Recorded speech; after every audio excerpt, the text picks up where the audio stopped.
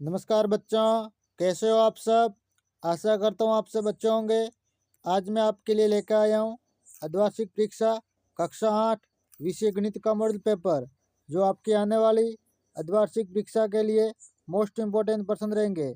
तो आप सबसे निवेदन है कि वीडियो को पूरा देखें और चैनल को सब्सक्राइब करें।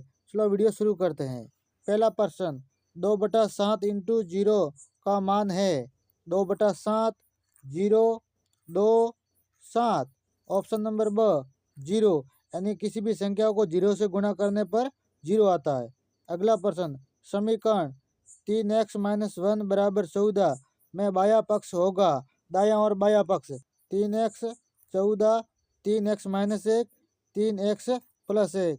ऑप्शन नंबर स 3x-1 इसका बायां पक्ष है। अगला प्रश्न, वर्ग के प्रत्येक कोण का माप होता है 180 degree 90 degree 270 degree 360 degree. Option number ब 90 डिग्री, यानी वर्ग के प्रत्येक कोण का नाप कितना होता है 90 डिग्री। अगला प्रश्न, 9 की पूर्ण वर्ग संख्या है 90 70 99 81। ऑप्शन नंबर द 81, 9 का पूर्ण वर्ग संख्या 81 है।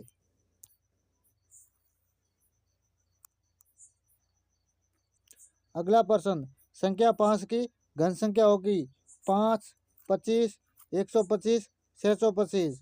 ऑप्शन नंबर स 125, संख्या 5 की घन संख्या 125 है।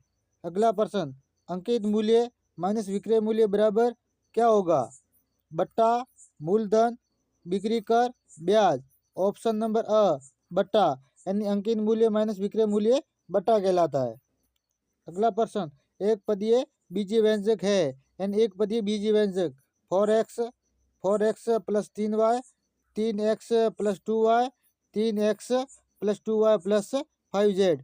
तो इनमें से ऑप्शन नंबर अ सही है 4x, यानी इसके अंदर अ ऑप्शन है उसके अंदर एक पद है।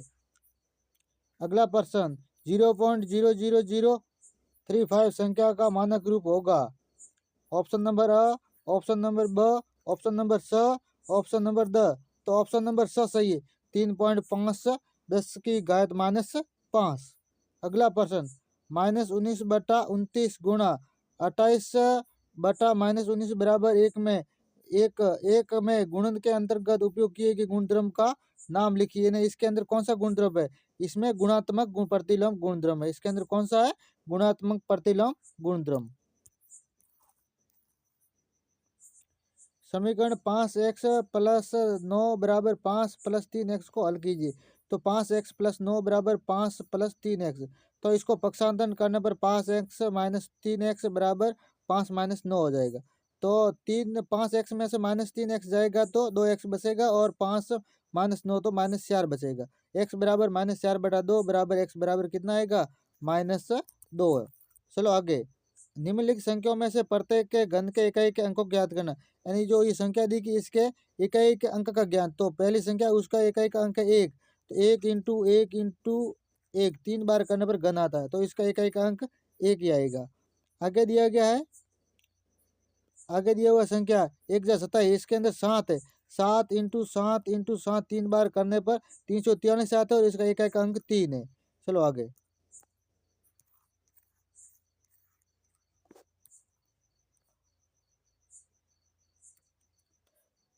अगला प्रश्न, भारती के पास 15 पेन है तथा मीनाक्षी के पास 45 पेन है।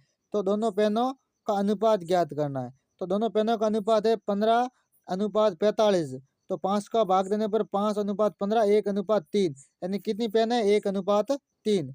निम्नलिखित कथनों को पढ़कर सत्य और असत्य में उपयुक्त चिन्ह अंकित कीजिए। यानी इनको पढ़कर हमें चिन्ह अंकित करना है। 10 की घात 100 में आधार का मान 100 होगा, ये असत्य है।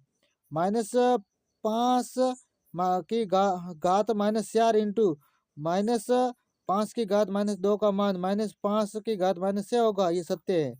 अगला, 5 2 की घात 5 भाग 2 की घात 5 भाग 2 की घात -6 का मान 2 की घात 11 होगा, ये भी सत्य है। वर्ग का प्रत्येक कोण 90 डिग्री का होता है, ये भी सत्य है।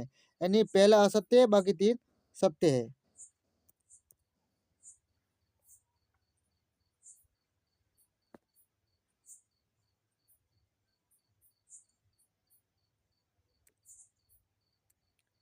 अगला प्रश्न, रिक्त स्थानों की पूर्ति कीजिए, यानी खाली जगह भरनी है। आयत का प्रत्येक कोण समकोण होता है। उत्तल बहुभुज के विकिरणों का कोई भी भाग बाह्य भाग नहीं होता है, यानी बाहर की ओर नहीं होता। पंचभुज के सभी अंत कोणों का योगफल 540 डिग्री होता है। समांतर चतुर्भुज के विकर्ण एक दूसरे को समद्विभाजित करते हैं। अगला प्रश्न, अभाज्य गुणनखंड विधि से 9604 का वर्गमूल ज्ञात कीजिए। तो इसके अंदर वर्गमूल ज्ञात करने पर इसका वर्गमूल कितना आएगा? 98। ये दिया गया, आप हल कर देना। अगला प्रश्न 16वां 17वां 18वां 19वां, ये मोस्ट इंपोर्टेंट प्रश्न है। ये आपको स्वयं को हल करके करना है। ये परीक्षा की दृष्टि से मोस्ट इंपोर्टेंट। किसी समांतर चतुर्भुज के दो आसन्न कोणों का अनुपात 3:2 है, तो समांतर चतुर्भुज के सभी कोणों का माप ज्ञात कीजिए। अगला है 12,000 रुपये का 2 वर्ष के लिए 10% वार्षिक दर से साधारण ब्याज एवं चक्रवृद्धि ब्याज का अंतर ज्ञात कीजिए, जबकि ब्याज वार्षिक संचित होता है। अगला प्रश्न, समीकरण 3 × t-3 बराबर 5 × 2t+1 को हल कीजिए और अपने उत्तर की जांच कीजिए, यानी कि इनका उत्तर का हमें जांच भी करना और हल भी देना। निम्नलिखित व्यंजकों को गुणनखंड कीजिए। आगे जो व्यंजक दिए गए इनके आपको गुणनखंड करने हैं।